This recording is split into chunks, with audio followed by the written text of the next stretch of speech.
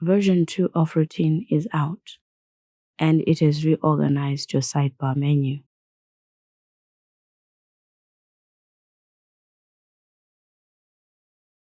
It is now grouped into two sections.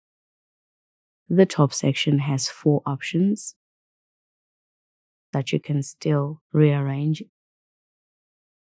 and toggle on and off as needed. And the bottom one contains your personal parts of the app.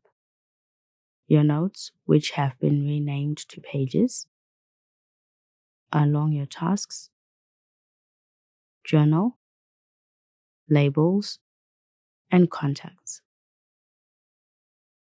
These 2 sections are fixed, so you can't move the personal section to the top, for example, which means I have effectively lost my ability to pin my notes at the top of the sidebar.